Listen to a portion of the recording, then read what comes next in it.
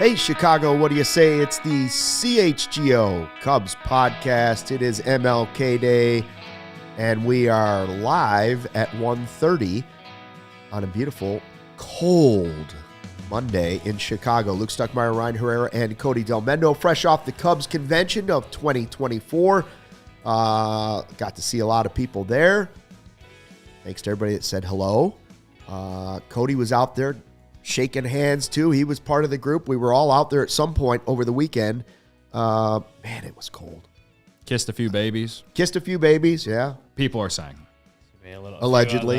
Yeah. Queen well, hand waves. also, people kept chanting my name the entire That's weekend. right. I knew that was It was yeah. so weird. Like, I don't understand why people were Cody. chanting my name the entire weekend. I mean, if you just wanted to say hi, that's all you had to do. Right. You didn't have to chant my name. Or at least a belly chant would have, clarified some things for us, right? Yeah. Sure. Well, my favorite part of the joke was being able to finally say it on the show. So I will now be done with the joke. It has made its rounds. But It's over. It's over. But it was fun. It was fun while it lasted. I mean, it was the topic of conversation. We'll get to it here in the first segment, that it was a lot about Bellinger. But what were your other takeaways from Cubs convention? Did you have a good time? Did you enjoy it? Yeah. It felt to me like there were less people there. I don't know if that's because it was so cold on Saturday or if it was just, I don't know. When I arrived Friday, I arrived right when Imanaga was doing his press conference. Which was amazing. Which was amazing, yes. And I did feel like there were less people there. But by the time the opening ceremonies began, that ballroom was packed. So perhaps maybe less people, but at least for those opening ceremonies, it did look pretty packed. And then on Saturday, I mean, those lines for autographs were ridiculously long. I would still assume that there was still a ton of people who showed up. But my overall thoughts, it's tough, and I can't necessarily, well, I guess I could complain about Jed in this slow process, but that's not necessarily Jed's fault. That's probably more of Scott Boris's fault.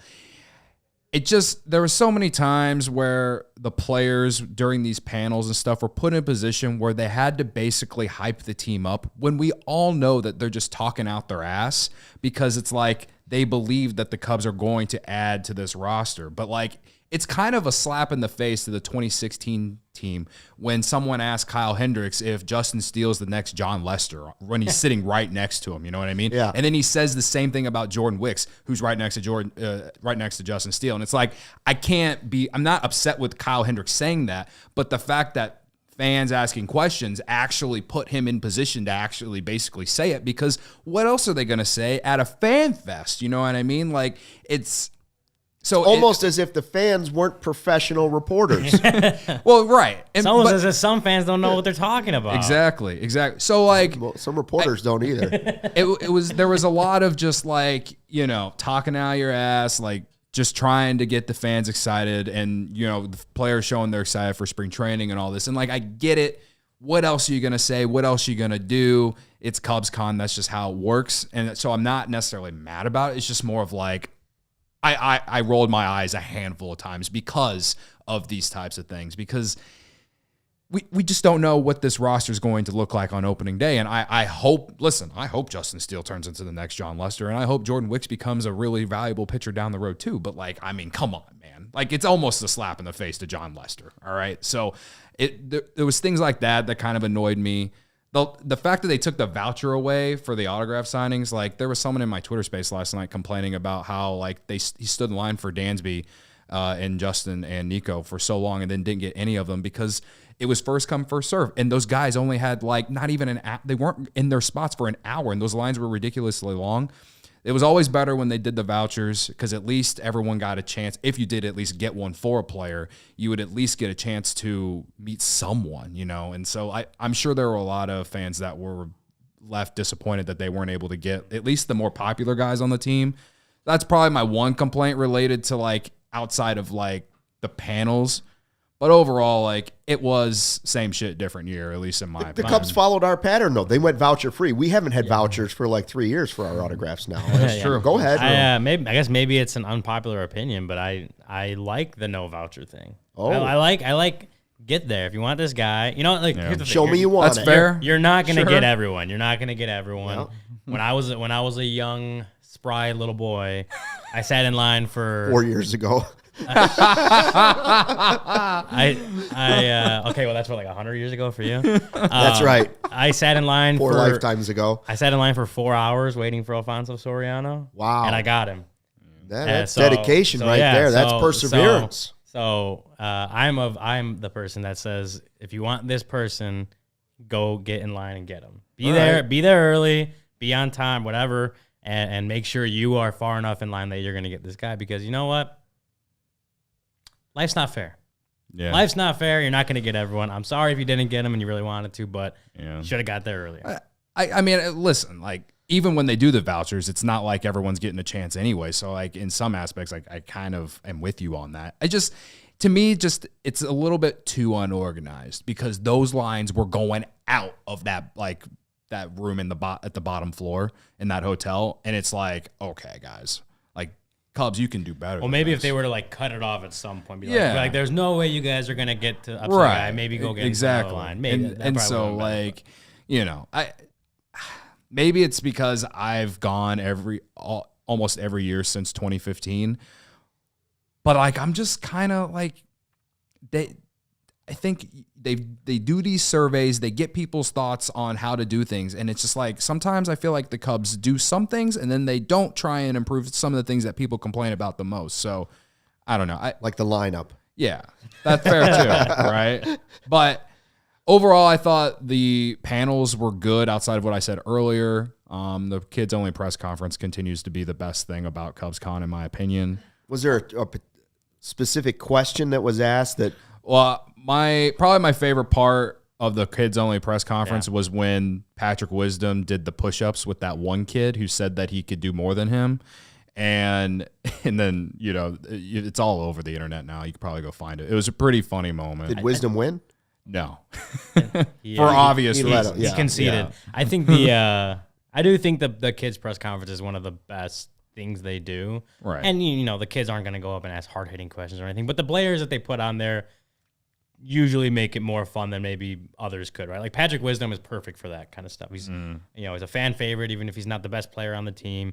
Very outgoing personality, and he's a great talker. And so, like, I think they put him out there the last 2 years for the kids. He press basically conference. hosts it. Yeah. So like Elise Miniker went out there with him, but like he's hosting it. He started it whenever it happens. So. I think having like him out there. Who else was on the panel? Like it was Pete Crow Armstrong was out there. PCA, Michael Bush, and Albert Alzolay, and Clark the Cub. Clark the Cub, which there was a point where I passed Clark the Cub and I really thought of taking a picture with him so I could bring it on the show just to show the chat. You mean a selfie? Like you're referring to a selfie? Here's proof that I am not Clark the Cub. You're not Clark the Cub. But I didn't do it. So A two-person selfie. Yeah. Not a solo selfie. I was taking a picture with him to be like, here's picture proof that I'm not Clark the Cub. But no, so that, and like I think you mentioned it, like Pete Crow Armstrong, top prospect. Everyone knows the name, but he, obviously wasn't around the major league team long enough to really get to show his own personality. So stuff like that. That was probably I think stuff like that allows not just Pete Crow Armstrong, but Adbert and Michael Bush, who no one had met before, Friday or yesterday, whatever, gives them an opportunity to kind of show in a more lighthearted, it's kids, right? It's kids asking questions, more lighthearted environment to show people like who they are, show off their personality, have some fun. That's why I like the kids press conference, and obviously the kids make it a lot of fun too. Yeah, I tweeted the other night, and I think that's what you were alluding to, Ryan. I thought he showed his personality for the first time. Like, I think we all kind of have an idea of what PCA's personality was, but him with a mic in front of his hand, like in front of his face, like answering these hilarious questions that kids are asking, and like you got to see a little bit of that personality, and like I just know. If he pans out, I just know. I feel it deep in my soul that PCA is going to be beloved by the kids at Wrigley Field And guys like me and other fans like millennials who are older will also love him, but he will be hated by Milwaukee, St. Louis, and probably the fans on the South Side too. Sounds good. So, yeah. Also, Good. he had electric hair too, and I almost went and just hammered him for Rookie of the Year because of the hair alone. But he came in, and I thought he gave a really good impression for like just the human side of him and everything. And we didn't really know a ton about that, in my opinion, going into it. So, I mean, that's kind of what these conventions are all about. Like, what else are you going to learn other than, Jed saying that all the same stuff about Cody Bellinger, or, they kind of talked about how they were actually trying to get Ohtani, which was actually surprising to me that they actually said something related to it. But you're not going to learn a ton from it in terms of like free agent moves and stuff like that. Like anyone who goes into Cubs convention and thinks that like stuff like that is going to come out, you're setting yourself up to be hurt again. You know what I mean? So to me, it's all about, learning about personalities from certain players, getting to know guys that maybe you don't know a ton about and stuff like that. And then just, gathering with other Cubs fans that you might know that you see at Cubs convention every year. Or like in my case, like it's kind of like a gathering of a lot of people from Cubs Twitter every year. And like, listen, there's a lot of people on Cubs Twitter I don't like because they say some of the dumbest shit, but there's also a handful of people that I've met because of the Cubs convention from Cubs Twitter. And, we have remained friends over the years. And like, to me, that's really cool. And it shows how much the Cubs have brought people together. And I think that's really cool. Two things. One, I like the idea of a kid challenging Patrick Wisdom to a push-up contest. Now, next year, I'd like to see the adults, somebody like Crawley, challenge Patrick Wisdom. Speaking of Crawley, it was pretty funny when Jed basically trolled him. Like first question in the baseball ops presser, and we love Crawley here, obviously, but like it was pretty funny because he sent that tweet related to Morel not being at the convention, and ended up being a visa deal that he wasn't there. And he questioned like, is he getting traded or whatever, and then Jed basically like trolled him, and he's the one who asked the question about it. What Crawley tweeted technically was not incorrect. It was not weather related. It was not weather related that he was not there. It was visa related. Visa related, yes. But it wasn't a bye-bye. Yeah. He's been traded. The other thing was, and I think I saw Becky at the very beginning of the live chat, which is the best way to enjoy the CHGO experience, live YouTube chat. Make sure you subscribe, CHGO Sports, so you don't miss any shows. I think Becky said something about Craig Counsell, that she was all in. And I was... It just seemed to me, just reading some of the social stuff and kind of the vibe going around the hallways, that a guy who would have been viewed as the absolute enemy and a really annoying, you want to punch the guy in the face guy. Like I've said that, like he kind of has that annoying, like when he was the enemy, he seemed like kind of annoying. Yeah. I think Craig Counsell seems like he won over Cubs fans in one weekend. Like in one weekend, everybody seems to think like this guy's my favorite. I've heard multiple people say, well, he's not who I thought he was. Yeah, I think, and then you look at, he's just the guy in the other dugout when he's a Brewers man. Yeah. And a guy and a really good manager in the other dugout, but like you don't know anything about him as, if you're a Cubs fan, like that's just the guy that's running the team that keeps beating you every year. It had to be that he was the Brewers guy, and he always seems kind of angry over there. Yeah. But then like whether it was during his panel or we've gotten to interact with him, media a few times, and you realize you get a little bit more under the surface, and he has a really good personality, a little self-deprecating sometimes, but it's just like he's a good person, and then when he talks about baseball, you could tell he just absolutely understands the game better than most people do. And so like, most managers do, right? But they're managers of Major League Baseball teams for a reason. But you can tell like why Craig Counsell is so good at what he does. And there was one thing I really liked, and I wasn't actually at the panel when his panel in the main ballroom, but I think he said something like, he's operating under like you don't think I can do it, so watch me, something like that. And I think that's such a good mindset to have. It's just like, even if people aren't like don't believe in you, right? Just like act like they don't, or act like they don't believe in you, so that you go into it trying to prove someone wrong. Even if you're not actually proving anyone wrong, you're always going into it trying to be like, how can I do this to prove my doubters wrong? And so I think that's a great mindset for Craig Counsell to have. And then, getting a chance, it's really the first chance that, media has gotten to talk to most of the players since the Craig Counsell signing even happened, right? That was after the World Series. So it's been a couple of months since it happened. And, all the players talking about, we were shocked. We didn't know, we all got the news the same time you guys did.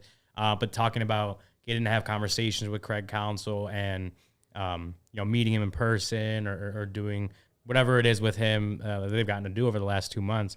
And you listen to them talk about it, and it's like these guys, as much as a lot of these guys really like David Ross, to hear them talk about Craig Counsell, it's like they truly, truly believe he is the right guy to lead this team right now. Yeah. So it's a lot of the things that happened over this weekend, it just at least on the surface, right? What they're saying publicly proves that everyone in the organization, again, as much as they all respect and like David Ross, are all in on this Craig Counsell move. 2 things on Counsell from me. 1, whoever got him the Travis Scott Jordan 1 lows, credit to you, brother. 2, I need to start the look of wearing a blazer with a hoodie under it. I think that is an underrated look. Maybe that salmon one you have? Perhaps, that's too much. Yeah, salmon blazer. In the summertime, maybe. But on a cold summer day. I thought, the way that I say these things, yes, it is a joke and whatever. But at the same time, I've always viewed Craig Counsell as this always serious, never shows personality whatsoever. Of course, that's how I viewed him when he was with Milwaukee. And I felt like he showed a little bit of that personality this weekend. On top of just, his philosophies on being a manager and stuff. Back to Crawley, I think he asked him a question, managerial question, and he said something along the lines of the best players are going to play. And you can go back and remember that David Ross said, we're going to play the players that got us here, And so there's obviously a complete different view on that, right? So I think if you're excited about certain young players, I don't know who Craig Counsell thinks are the best players, but I think you're going to see lineups that are a little bit more consistent, that you'll probably see, the best hitters on this roster be at the top of the lineup, kind of like how we saw in Milwaukee where Christian Yelich was leading off every game and William Contreras was right behind him. It was always those two, the top of the lineup. Those 2 were their best players. So if Cody Bellinger is on this roster next year, I could see Cody Bellinger batting second. You know what I mean? Yep. With maybe Ian Happ is leading off because he has one of the best on-base percentages. Those 2 are, as far as best hitters on this team, I would say Ian Happ and Cody Bellinger. If Cody Bellinger is back, which we all believe that he will be, I believe those guys could be top 2 in your lineup every single day. And I don't mind that. And then we'll see where the rest of the lineup goes. But again, the big thing that he said over the weekend to me was that the best players are going to play. And so I think that opens up opportunities for a lot of young guys that we all wanted to see more of last year that we didn't. And also, we're not going to be complaining about Bellinger hitting 4th and being left in the on-deck circle whenever it's the 9th inning and the Cubs have a couple guys on base and it's a tie game or they're down by 1 run and so strikes out and leaves Bellinger in the on-deck circle. You know what I mean? So the philosophy and managerial style, I think, was definitely highlighted, and I think that's something we should all be excited about. Bellinger conversation, whether it was amongst the fans, the team talking about it, the players talking about it, everybody talking about it, Dansby Swanson talking about it. That was the conversation that dominated the weekend. Everybody wanted to see Cody Bellinger walk through the doors at the Sheraton. But we do have Jed Hoyer talking about, and this is Bellinger related, about Michael Busch and where he will likely play, right? I thought it was unbelievable that they pulled off that trade and got him to Chicago with that weather. Yeah. To Cubs convention that quickly. But this is Jed Hoyer when asked about Michael Busch and where he might play. And, it's possible leverage to try and as well to see what Cody Bellinger might end up signing for. Did we have that, Sarah? Yeah, He's certainly going to play. There's no question. It's up to Craig where I think first base is obviously a natural spot for him. He's played there a lot, but certainly his versatility is also attractive. But he's obviously in the minor leagues. He's performing incredibly well. He's going to hit right-hand pitching. I have no question about that. And obviously, the Dodgers. When you have a future Hall of Famer at DH and first and a second, it doesn't leave a lot of playing time for other people, and hopefully that's something we could benefit from. Does it most likely prevent you from getting another first baseman? Is this your first base acquisition? I mean, like I said, he's certainly gonna play. How the rest of the offseason plays out, we'll see. But yeah, that's what the mindset is, that I think first base is the most natural spot for him. Okay, so obviously Cody Bellinger, I think, is a better first baseman than Bush. Without having seen Bush, I can say that because I think Bellinger's a great first baseman. Mm-hmm. But they still need him. And I think everybody knows that. Every player that we talked to was like, oh, got to bring Bellinger back. And for Dansby Swanson, kind of the leader of the team, to basically say, before we get to the end of the winter, we need to bring Belly back. I don't think that was to just play up to the fans. I think it's been a message that he's delivered himself to the front office. Like, we need this guy. And they know it. Like, even Jed Hoyer said, we really, okay, show how much you like him. You're going to have to overpay for him a little bit. Just go ahead and do it. Yeah, I mean, listening to Jed talk about Michael Bush, obviously specifically in that clip, but not saying that they don't need a first baseman, but not right. Saying it also, like, very GM, president, like front office speak, where it's like, yeah, like, we think he can play first base, like, it's a natural position for him, but then DH too. Then you're asked, are you like pretty much asked, are you out on first baseman now? And then really doesn't answer that, right? So it's a leverage play. He's not going to say they're not. He's not going to say they are. A little bit of leverage. So I do think, and at the end of the season, his end of season press conference, Jed did say that they would love to have Cody back at one point. Since then, since we've talked to him, he's kind of like continued to sing his praises about their experience with him in 2023, but without giving much of anything about their current pursuit of him or any conversations they've had. But I do, reading between the lines, like he's talking about being better hitting right-handed pitching. Cody Bellinger's a left-handed bat with slugging ability, right? Yep. Like, he's giving all these like things like what they want to do is the offseason's not over, all this stuff. And Cody Bellinger fits this team, whether that's in center field right now on opening day, whether that's to first base, wherever it is. Like, Cody Bellinger fits this team in multiple different ways. And so, yeah, and I also kind of asked this question to Jed, more generally, but just like, because Cody Bellinger is a risk, because he had one great season last year, but that's coming off, was a down season, like in 2020, right? A down season in 2020, and then two pretty bad seasons in 21 and 22, to the point where he got non-tendered by the Dodgers. So, yes, he has a great ceiling, which is where he has, the high reward factor, but he also has, like, we've seen the floor go pretty low, whether that's because of injuries or underperformance. So the risk is there. So this front office is very, not completely risk averse, but they want to maximize the reward while minimizing the value, as any front office should, or minimizing the risk, right? As any front office should, right? They want to get the rewards while not really having to take a huge risk, right? But Cody Bellinger is a risk reward type of player, just because you've seen how the career's gone. Teams have concerns with his underlying numbers in some ways. So and I asked him just generally, like, if a risky player like that presents himself that you want, how do you balance that with that risk reward factor? And it was kind of just like when you're talking about guys, long-term deals, and guys are getting to that are going to go past guys' primes. Right. That's a risk. All this different stuff, big money that you might be committing to guys that are a risk. That's all. That's all a risk. So I think Jed is truly trying to balance, like, what is a proper value for Cody Bellinger, where the balance between finding value and also the risk reward factor still can work in your favor. I think Jed's still trying to figure that out. I think Scott Boras is still trying to figure that out.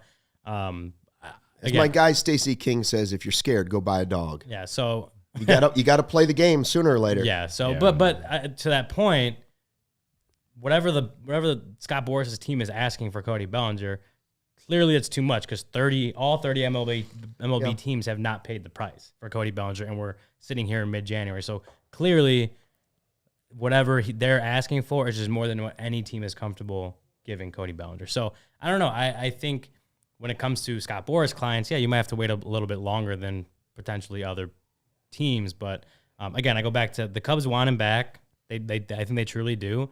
It just, how do you balance what balancing what you'd have to give him to get him back with that risk reward factor? I think that's still what they're trying to kind of come to terms with in the front office. And so I don't know.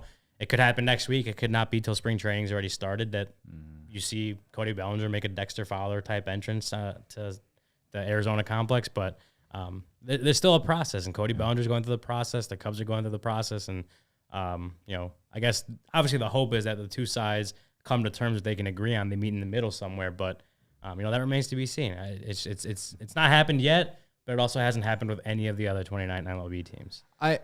I posed this question in my Twitter space last night, and I asked,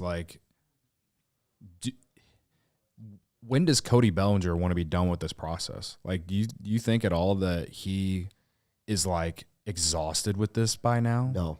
You don't think so? No.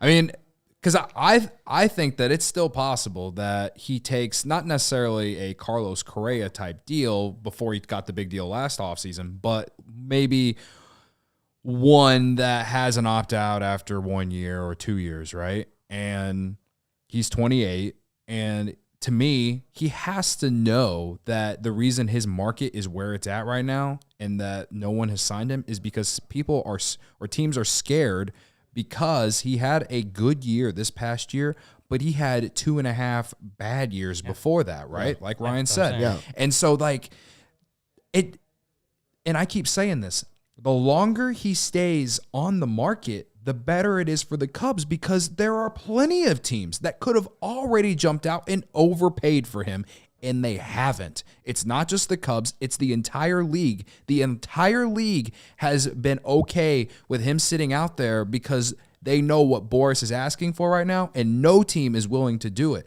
So that's why I pose the question of, if you're Cody Bellinger, call up Scott and be like, man, when is this going to end, man? He doesn't panic until it's getting really close to spring training and he's not sure where he should go. Right. I don't know. The guy seems pretty chill. Yeah. Well, he always looks chill because, the memes. Yeah.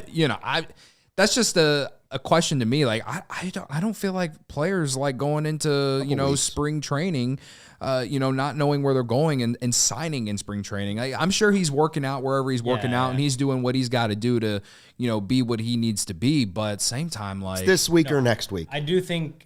I hope so. I think it is. I think it's this week or next week. It's also different for position players because they don't necessarily need the full spring training to ramp up like pitchers do.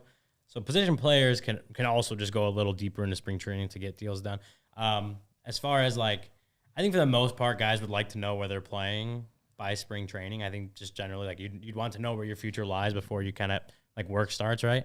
But I also think Bellinger is trying to cash in on a season after 2 down years. I think he is, again, just speculation. I've not talked to Cody Bellinger about it, but I think he knows, he's obviously felt the high highs of playing Major League Baseball. He's also felt the low lows of it. And if he hired Scott Boras for a reason. If Scott Boras can get him the best deal he can, I don't think Cody Bellinger has a problem with it. I don't think Cody Bellinger has a problem with waiting and seeing what Scott Boras can do because Scott Boras is known as one of the best agents in sports for a reason.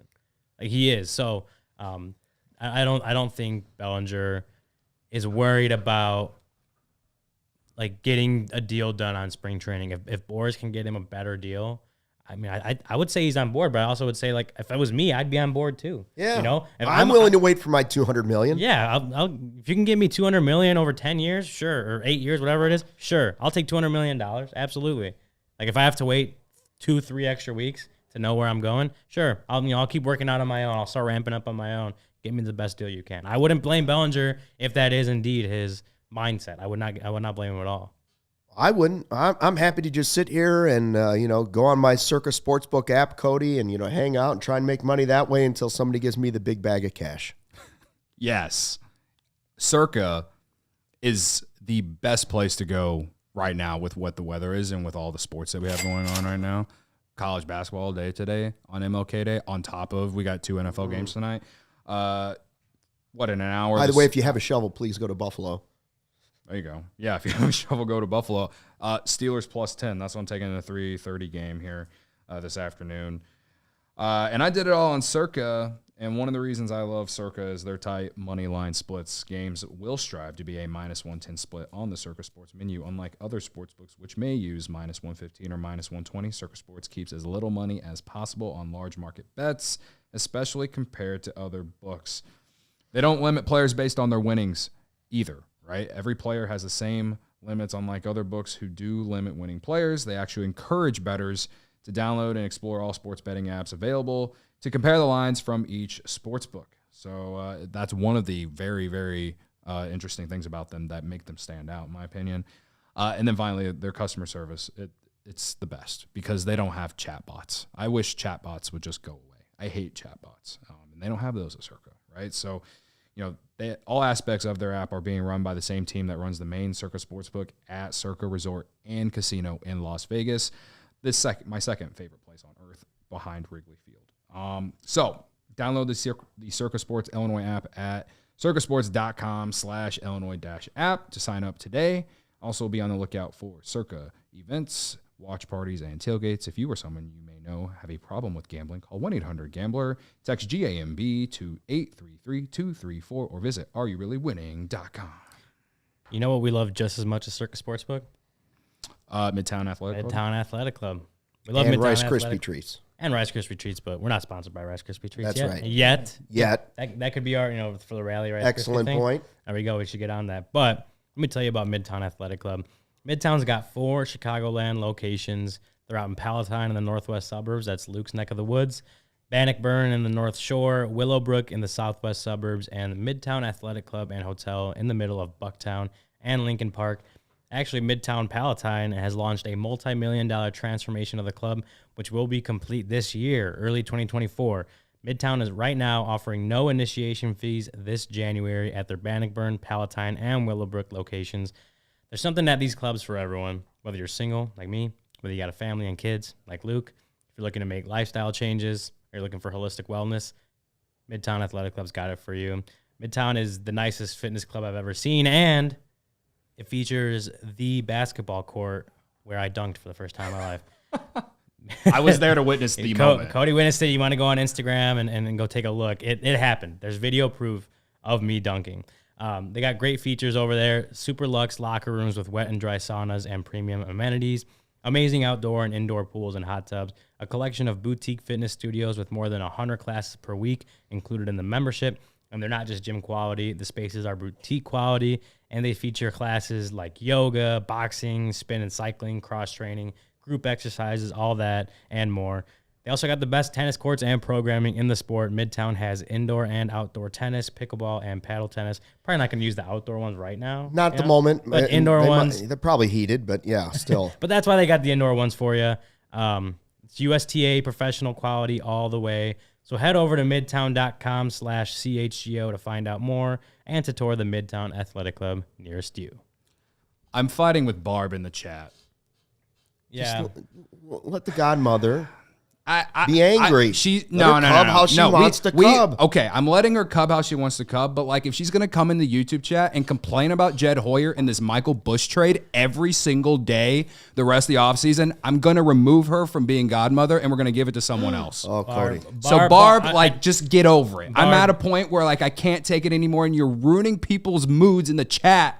All right. And on the show, apparently. And me, because you're giving me heartburn. No, Barb, listen, you said he's 26, not a good prospect. He is a top 50 prospect, I think, like consensus. Like he was the Dodgers' #2 prospect. He's a good prospect. Let it play out. I don't. At least give the guy a chance. See, that's Barb's all angry. I'm asking is give the guy a chance. To say that that the Cubs already lost the trade is asinine, honestly. Like you got to give the guy a chance. We're not suspending Barb. You literally said that he's just like Mervis because Mervis came up and had 99 play appearances and wasn't good. Well, remember how Rizzo wasn't good for like the first year and a half with the Cubs? And then look how he turned out to be. All right. The first stint in your major league career does not always explain who a guy is. So again, and I say this respectfully because you're here every day and I love you, Barb. Give the guy a chance and just chill. Just chill. Okay? Thank you. Side. I'm done. Sunny side, Barb. I just had to get it out. Like I'm not the only one in like complaining about it. People in the chat are like yelling at Barb. Rich says he's not hitting the like button because of Barb. The like button's not for Barb. That's for us. Hit the like button for us, all right? Come on now. I just had to set things straight. We still love the godmother here. I do love Barb. She's here every day. She wants to Cub. She's here every day. I do love Barb. Even if we disagree with Barb, we still love her. Still a Might godmother. not agree with her, but I respect her Cub fandom. Fair enough. All right. Fair enough. What are they doing with Christopher Morel? That was the other thing that I just found interesting out of the whole thing. Okay, so we went into the offseason and we were told we got to find a position for the guy to play, right? Yep. He's too good. We got to find a position for him. And everybody looked around and said, well, he could play first. We need somebody at third. We need somebody at DH, but he's awfully athletic to just be your DH. He's not going to play second over Nico. He's not going to play short over Dansby. So first or third seem like the answers. You have your corner outfielders locked up. And they said, we got to find a position for him. So then he went back to the Dominican League and he was playing first base, right? Well, they said that, and then most of the highlights we all saw was him playing third. He was practicing first base, but playing a lot of third. And I always asked last offseason, like, why was he not, like, on the Madrigal plan for third base? Right. So now we have a couple of quotes that make me think the Cubs are sort of reshuffling the deck on Christopher Morel, or they just don't know. They can't figure it out. The first was from Craig Counsell. And he's talking about, finding a position. He's like, we might get that wrong at the start, but the versatility is something that is going to get him on the field that I think gives a team a floor. Like, where if something doesn't go the way you want it to, this is all right. He's talking about injuries and stuff, the way he originally planned it, that you can make the adjustment and have a lot of options there. I understand it. So another thing makes me think that Craig Counsell has come into this conversation and said, Don't pigeonhole him into a position. Now, I think it's better for him as a player and his development to be in one spot and let him focus and grow, but because I don't think he's Ben Zobrist. No, I don't either. I don't think he has that ability, but maybe the manager says, hold on, like, go ahead and teach him a position, but let's not just say anoint him one position. The other quote is from Carter Hawkins, Cubs general manager. And he was basically asked, why not just play him only at third base in spring training and see if he can handle it? And he's like, well, I don't know if one is a better answer or not. Our decision right now is to play him at multiple places and to the extent where we feel like there's better odds in one, we'll continue to put more chips there. But it's just a strategic plan we have at this moment. Doesn't that sound like they've backtracked on that idea a little bit? Yeah. So my overall thoughts just from these quotes and what, based off what I know and I guess what we know as a whole as a podcast now is just like, I feel like the Cubs just don't know. And they're going to go into spring training and they're going to continue to try and get him as many reps as possible at third base and first base. Like, there's just no room for him in the outfield. Why don't they know? Why don't they know, Cody? Is it because they acquired Bush and they have Shaw? Or is it because they might sign Bellinger? Yeah. Is it because everything they keep seeing tells them he can't play third base? And I'm not sure he can play first. Now, I think it was Jed or Carter also said, if you can play shortstop, you can play first base. The one position that we do know he can play is second. But unfortunately, Nico Hoerner is there, right? Yeah. Like, if they didn't have Nico Hoerner, I'd be all about him playing second base. To get that kind of power at second base from a guy like Christopher Morel for his cheap and his under control that he is, would be incredible. But Nico Hoerner is a Gold Glove second baseman who has become a leader on this team, led the team in hits last year. Like, there's no way you can play him at second base, right? So, yeah, like other than second base and probably shortstop, like there's just nowhere you can put him and be confident. And like, I was hoping that we would come into the Cubs convention with them having some sort of idea. And so, yeah, I agree, Luke. It does feel like they're backtracking, and all I can do is sit here and put my hands up and just pay attention when we get to spring training and see what they have them doing. We saw all last season pregame, the amount of times we came into this office and watched, before we did our own pregames, we'd have Marquee on, and they'd be doing their sort of pregame show, and they'd show video of Christopher Morel taking reps at third base and then saw him doing reps at first base. And so, okay, he can play. Sometimes it feels like he can play a viable corner outfield. He has a lot of reps in center, but you're not going to play him in center if you have Cody Bellinger and also PCA coming up on top of Mike Tauchman, who is at least going to be a bench bat, and he can be a guy who can play all three of those outfield positions as well. Canario is also another guy. Like, they just have an influx of outfielders, so I just don't see him in the outfield for the majority of the time in 2024. So to me, it's a combination of first, third base, DH. That's where it is. And sure, I do think that perhaps his game could be more, it could evolve when he finally is just playing one position. But like, it just feels like the Cubs are just so, they don't know. And I feel like, some of it also of that is from Morel and not right on what they've seen in the last 2 years, right? Like that's true. That's something we have to consider. And if he showed him he could play third base, I think he'd be playing third base. Right. Well, and also in some, maybe this is more, tinfoil hat conspiracy theory in my own head, is more related to the fact that he has been in trade talk all offseason, and I don't know, maybe the Cubs aren't trying to give anything away. I don't know, but that's the only other thing I can come up with. They're just not going to reveal a lot related to Christopher Morel. So I honestly think, maybe that's part of it, but I honestly think it's just like he hasn't shown he can play third base. And like you said, there's just really no other full-time spots for him right now. I think that plays a huge part. Is like, if he, like as Luke said, if he showed them he could play third base, he would be their third base. A guy with that much control, that much potential, filling a spot in the lineup and on the field that they have a big hole at. Like, if he could be their everyday third baseman, I would be hard pressed to see them actually be, dangling him in trade talks.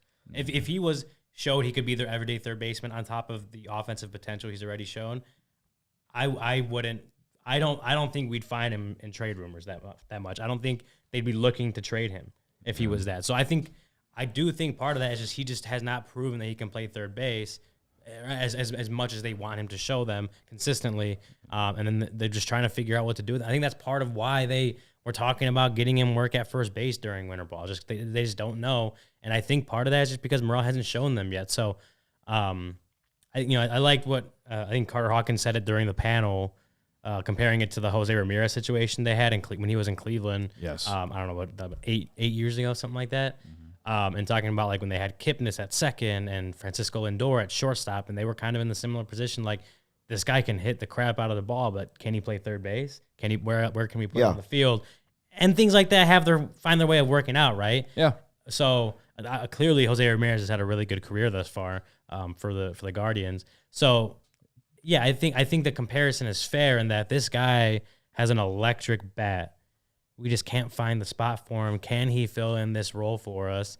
If he can't, I think if he can play their third base a majority of games there, I think that's huge for this team. But if they can't, or if he can't consistently show that he could be that guy for him, then they do have to, keep him, use his versatility in a way. And I think it kind of goes to, we talked to Matt Shaw, Cubs first round pick this last year, about the opportunities that might be in front of him, because we saw him rise to Double-A like so quickly after getting drafted, because he hit the crap out of the ball and he's a solid defender. And talking to him about is major leagues, right? Is that on the radar kind of thing? And Nico's at second, Dansby's at shortstop. Those are two of the spots. Literally, he was asked, have you, been working at third base at all? Because if we're looking at it right now, that's the spot where maybe the most near-term opportunities are for Matt Shaw. And he said he's probably taken about 99% of his work this offseason at third base. I think part of it was because of that, the opportunities that third base could hold. But he also said that, talking to people, he mentioned, Nico Horner said it to them recently about being versatile and being able to play every position. Like Nico Horner could have came up and played shortstop, second, or center field, right? Like that was the talk with him. And like Matt Shaw kind of said the same thing, is like being versatile, being able to play multiple positions is huge, especially for a young guy breaking into the major leagues, where at maybe the position you're currently playing, they already have established veterans that won't be moving off that position, right? So for Matt Shaw, if it's at third base, if it's wherever, like he's going to take those reps. I don't think, again, Morel would be great if he could be their everyday third baseman, but if he can't prove that he can be, being able to be versatile and at least serviceable defensively, where when injuries happen, when underperformance happens, when a guy needs a break for a couple days, Morel can fit in and they don't really lose anything. Right? I think that's huge too. So although it feels like they've kind of flipped the talk about Morel from we want to find him one position earlier in the offseason to, maybe the versatility is a good thing. I think I land on that side where like, while it would be great to have Morel play one position every day for them, having him be versatile is also not a bad thing either. So I think the way I put it is like they're not in a bad place with Morel. Yeah, having a guy that maybe can't lock down a position but can play a bunch of different spots, so he can still play most games. I think that's still a good thing. The reason you'd like him to have a position is that theoretically he has less to think about in his head, and it won't affect him as a hitter as well, okay? He's shown great promise as a hitter, but you want more consistency as a hitter. Theoretically, a player that's just going out and defensively doing the same thing every day, he should be getting better at it, and he won't have to think about that too much in between, and it won't interfere with his hitting. But that's now, I kind of feel like that's now up to Christopher Morel. The Cubs need to put him in the best position to be the player they want him to be, right? Like they want him to grow and be, but they can't give him everything. And so if he wants that lack of a distraction of having to, I might be at this position like Bryant one day, and I might be this and this and this and this, which is not an easy thing to do. Yeah. Everybody that's ever done it said it's not an easy thing to do. We talked to Ben Zobrist when he joined us in the studio, said the same thing. It's not an easy thing to do, and it could slow down his development even as a hitter. But it's on him now as a professional baseball player to get good enough at a position that he can do that, and then it will help his hitting as well. Right. I think it was over the weekend, or maybe it was Friday. I saw an article from The Athletic. I want to say it was either Patrick Mooney or Sahadev Sharma, and it was like talking about the odds increasing or decreasing for Scott Boras clients, for Scott Boras clients. And whoever wrote it, whether it was Sharma or Patrick Mooney, when he got down to Matt Chapman, they said that the odds for him to be a Cub increased. And I know Matt Chapman is kind of he's become a topic that people want to just completely avoid because obviously the offense wasn't what you wanted last year. Obviously his defense is elite. He's won a couple of platinum gold gloves and this and that. And if you sign him, perhaps you're blocking Matt Shaw. But because of the Bush trade, it does, like I said in that article that I read, it does increase the odds of perhaps someone like Matt Chapman because Bush is more likely to play first base or DH because scouts don't necessarily like his defense at third, right? So I'm curious into how the Cubs are thinking now related to Matt Chapman because what they're saying about Morel. The fact that after Morel, all you have after that is Patrick Wisdom and Nick Madrigal, and then Matt Shaw in the waiting, which, and like we've said, like Theo Epstein said many times, respectfully, Madrigal and Wisdom, yes. But like what I was getting ready to say, Theo, what Theo said so many times that we all quote, development isn't always linear. We can't just assume that Matt Shaw is going to be ready in the middle of the year. I want to believe that that's going to happen, and I want to believe that he is the guy. And maybe the Cubs actually do, and maybe the best thing that they do is do nothing and roll with a mixture of Morel, Wisdom, Madrigal for half the year until Shaw is ready. I don't know. It depends on what else they do with the roster to make it a potential division-winning roster. But if you want to just shore it up now, he is a guy that is available, and I don't think is going to cost you a ton of money because he's already 31. He's coming off a bad offensive year.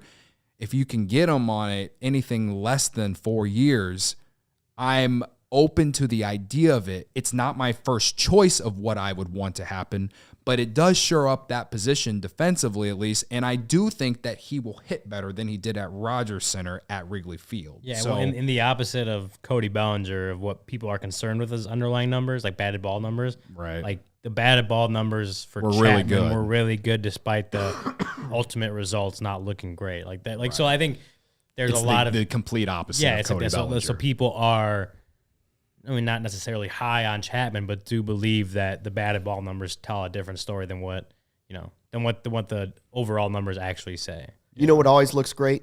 New flooring in your house. Empire Today, you get to shop at home convenience, the right product for your needs, quick and professional installation, and a low price guarantee. Now, there are copycats out there, but they just can't keep up with the quality, service, speed of Empire because it's all they do. You might go to the big box store and the guy that was in plumbing yesterday might be trying to sell you a carpet for your den the next day. Doesn't happen at Empire. They get rid of all the bad samples, the free agents out there, eliminate them, just show you the good stuff and say this is what you want in your house. And they get that virtual floor designer too.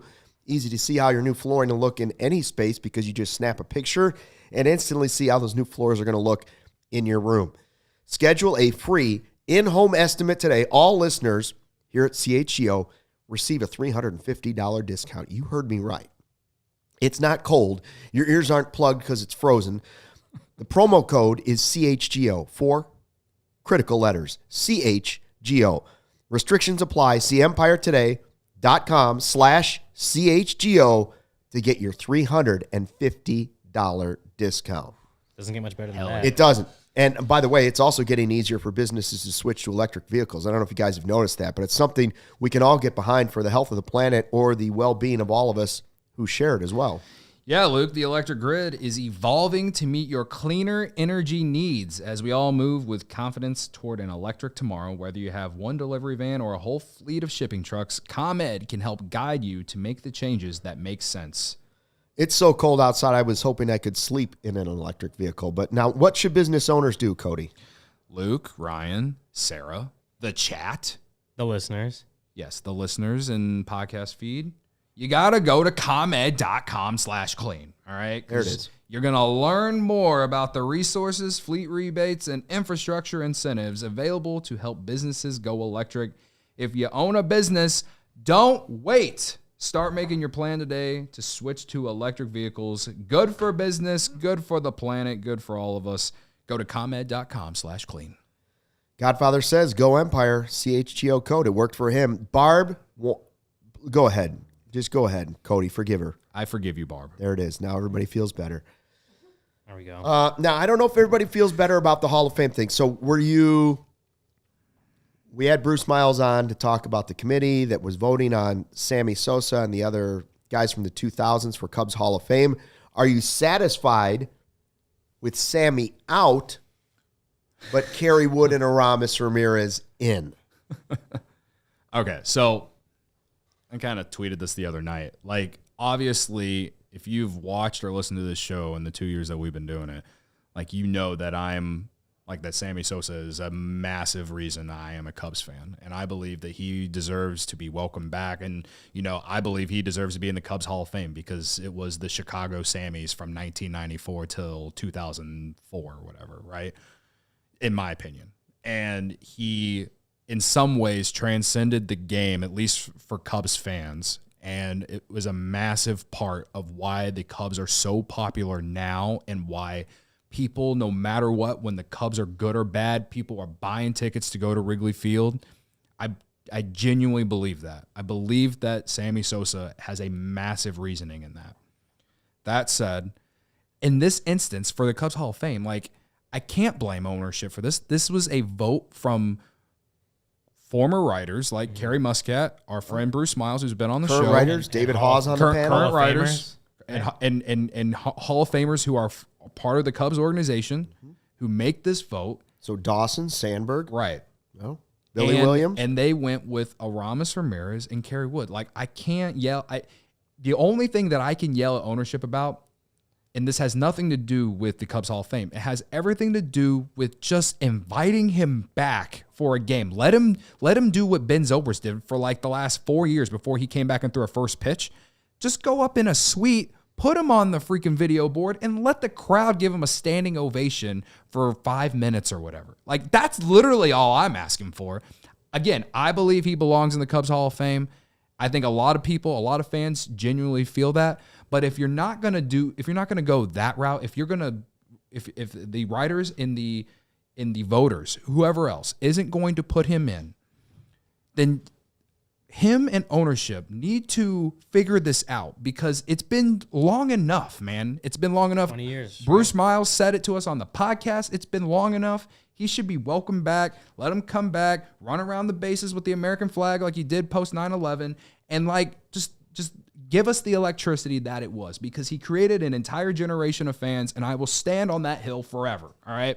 But again, that said, Aramis Ramirez was also a major part of my childhood, and so was Kerry Wood. And they are a big reason as well as why a lot of fans are Cubs fans, and they had a lot of success here. Kerry Wood, not only the 20 strikeout game, but he was also one of the best starting pitchers in 2003 when the Cubs went to the NLCS. He had successful seasons here. If he had stayed healthy, he probably would have been on track for a Hall of Fame career, right? Aramis Ramirez was one of the best offensive hitting third basemen during the 2000s. Period. Straight up. If he would have had better defense, perhaps he could have gone into the Hall of Fame. He was definitely in the Hall of Very Good when it comes to just entire baseball Hall of Fames. However, I do remember a year ago, we on this podcast sat here and compared his numbers with Scott Rowland's, and they were hilarious because they were very similar. And Scott Rowland got into the Hall of Fame. Fact. It is an actual fact that we did that. So to bring it around, like, I was very happy to see those guys get in. It was the first time that I got to feel some sort of nostalgia, and like it was finally like the Cubs recognizing some guys that millennials could resonate with, because they always push the Hall of Famers. And listen, those guys were great. They are a big part of the Cubs organization. They had a lot of success here. But man, I wasn't alive for half of that shit, man. And so for people my age, Ryan's age, like to see guys like Kerry Wood and Aramis Ramirez get recognized for something like this, to me, was absolutely incredible. I honestly, and big of me to admit this, I honestly sat 4 rows back of the stage and teared up a little bit. Like it was a full circle moment from watching those guys when I was a kid to then, like, again, they they learned that they were going to be in the Cubs Hall of Fame in that moment when they walked on the stage. They watched the video that the Cubs made of Kerry Wood's son and Aramis Ramirez's son, like reading off like this letter that they wrote to them, right? In that moment, they watched that video, and then whenever like it was over, they walked out on the stage and got to feel the excitement and the applause from the fans that were there. And it was, honestly, if you ask me what my favorite moment of CubsCon, it was that. It was incredible to be able to sit there and watch that as someone who watched them growing up, who was a fan of this team because of guys like that. It was awesome. So, yeah, I mean, congratulations to them. Like I was too young to. I don't remember Kerry Wood's best years. You know, like 98. Right, you had the back end. 98, 03. Like I don't remember that really. Maybe a little bit of 03, but I do remember Kerry Wood as a reliever on the Cubs, and that was. And this is something that Kerry Wood talked about, that with the injuries and people telling him, whether it was doctors or fan or whoever, that he would never do it again. And he even said that at one point he was just playing so that his son could like watch him and get old enough to remember what he did. And so, but to keep coming back, to reinvent himself from, one of the hottest young starting pitchers in the game to, he made the All-Star team in 2008 as a reliever, right? Mm-hmm. Like that's a good story of perseverance, and why I think Kerry Wood has endeared himself to so many Cubs fans. Why he's such a major mean, I don't know if I want to say icon, but major icon for the Cubs, just because of that story of a guy that was so electric and then went through just tough times, and to come out on the other side and to keep doing it, and to, you know, walk off the field on his own terms. I think that's another thing. It's like the way he walked off the field with his son hugging him was unbelievable. It was unbelievable. Yeah. So like he was able, instead of, you know, going down with Tommy John surgery or whatever and never pitching again, he got to walk off the field when he wanted to with his son in his arms. I think that's like a great moment, but then just the story coming out on the other end and being able to finish what you started is great. And then, like you said, Aramis Ramirez, I mean, he was a huge part of those 2000s Cubs teams. Obviously, the trade from the Pirates to the Cubs in 2003 and kind of going through the next few years where, you know, 2004 and 2005 had expectations and stunk, and then 2006 was bad. But then being one of the real leaders on that 07-08 team, the 07-08 teams, that both won the Central, and obviously that 08 team was a 98 wins, something like that, 97 wins, one of the better regular season teams in Cubs history. He was a major part of that, and again, like he had the batting stance that is so memorable, had a bunch of big moments for the Cubs. You know, was another great fan favorite, and yeah. So for me, yeah, like I'm kind of with you, like guys that I actually identify from watching the Cubs growing up, because I didn't watch any of the Hall of Famers when they played. I'll tell you that much. But I did watch Kerry Wood and Aramis Ramirez make All-Star teams, pitch big games for the Cubs, or hit in big games for the Cubs.